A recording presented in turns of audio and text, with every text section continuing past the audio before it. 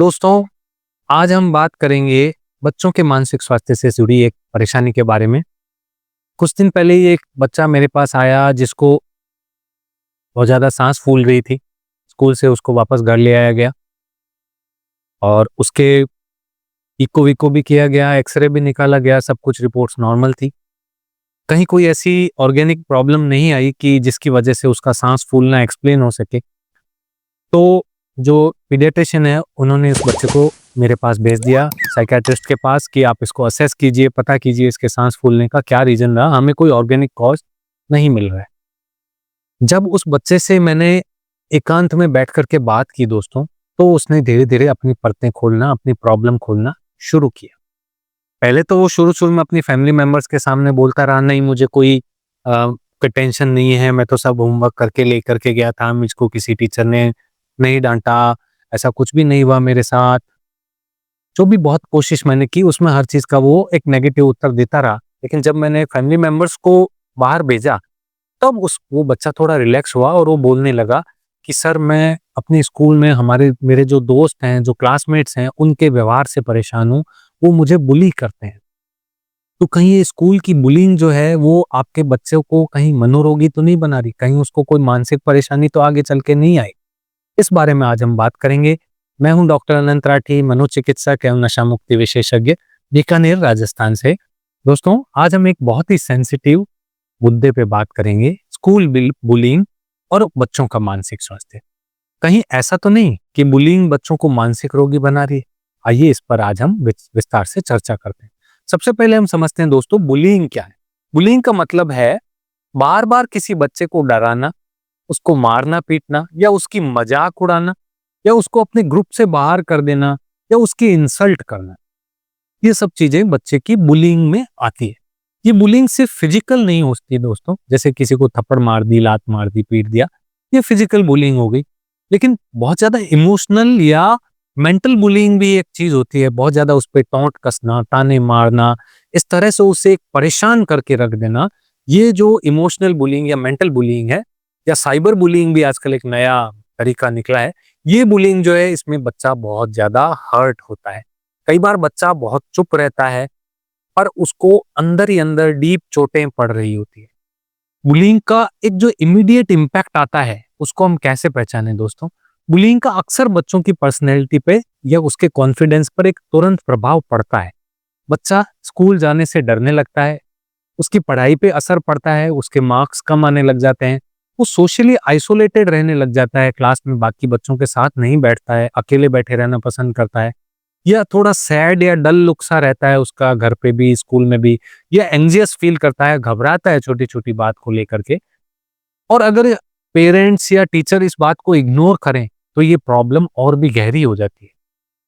तो जब ये बुलिंग कंटिन्यू चलती है तो उसके बहुत से लॉन्ग टर्म मेंटल हेल्थ जो है वो सिम्टम्स या रिस्क सामने आते हैं। दोस्तों, बुलिंग सिर्फ जिस समय बुलिंग की जा रही है उस समय तक सीमित नहीं रहती।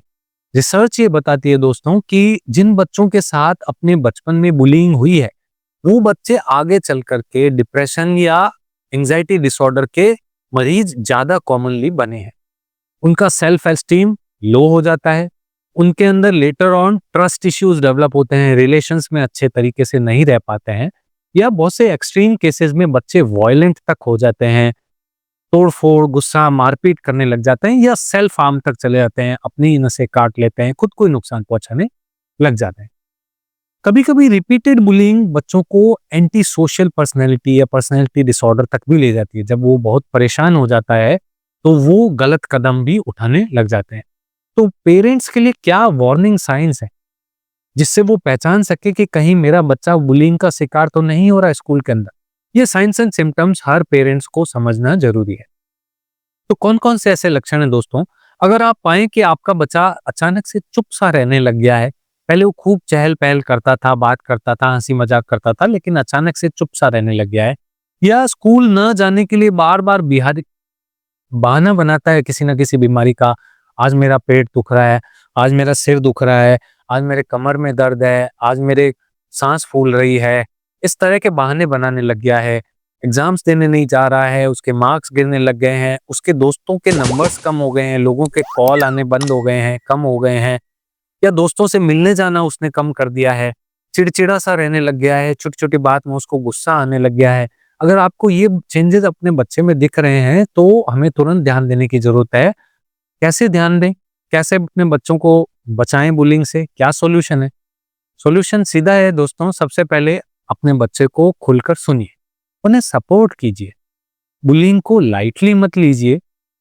बच्चा अगर कुछ बात कह रहा है तो वो तभी कहेगा जब उसका आप पे ट्रस्ट होगा कि आप उसकी प्रॉब्लम को समझोगे और उसको प्रॉब्लम को मिटाने में आप उसकी मदद करोगे। अगर हमारा रवैया सपोर्टिव है तो बच्चा धीरे धीरे हमें बताने लग जाएगा कि उसके साथ ये प्रॉब्लम आ रही है, ये फेस कर रहा है, लेकिन वो उन्होंने डरा रखा है, धमका रखा है, स्कूल से निकाल देंगे, मेरे पापा क्या सोचेंगे। इसी डर से वो अपने पेरेंट्स को बता नहीं पा रहे हैं और खुद ही खुद उनके मन में चोटें गिरती जा रही है।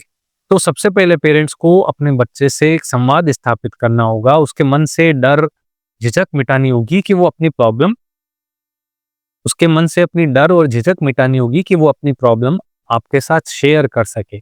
बच्चों में एक सेल्फ कॉन्फिडेंस बढ़ाएं कि वो जो है किसी छोटी-मोटी प्रॉब्लम का खुद जो है सामना कर सकें। उन्हें कुछ स्पोर्ट्स में, कुछ हॉबी में, कुछ ग्रुप एक्टिविटीज़ में इन्वॉल्व कीजिए और अगर बच्चा कुछ एंग्जायटी या डिप्रेशन की फेज़ से या ट्रॉमा की फेज़ से गुज़र भी रहा है, तो तुरंत एक साइकियाट्रिस्ट की या एक काउंसलर की मदद लीजिए। दोस्तों, बुलिंग केवल एक मजाक नहीं है जो कुछ ग्रुप ऑफ चिल्ड्रन ने एक बच्चे को परेशान करना या उसकी मजाक उड़ाना, खींचना शुरू कर दिया, बल्कि ये बच्चे के फ्यूचर में उसकी मेंटल हेल्थ को बहुत अफेक्ट करने वाली चीज है। तो आइए हम सब मिलकर के एक ऐसा एनवायरनमेंट बनाएं जहाँ सभी बच्चे सुरक्षित हों, जहाँ सभी बच्चे खुश हों और मेंटली स्ट्रांग महसूस करें। ना सिर्फ हमारा बच्चा बुलिंग का शिकार होने से बचे, बल्कि हमारा बच्चा किसी और को बुली ना भी करे, इसकी भी जो है उसको जानकारी उस दी गई होनी चाहिए कि अगर आप किसी को परेशान करते हो तो ये बुलिंग कहलाता है। आपके लिए थोड़ी देर का मजा है, लेकिन ये बात उस बच्चे के मानसिक विकास को जिंदगी भर के लिए प्रभावित कर सकती है। तो हमें ऐसा गलत काम बिल्कुल नहीं करना है।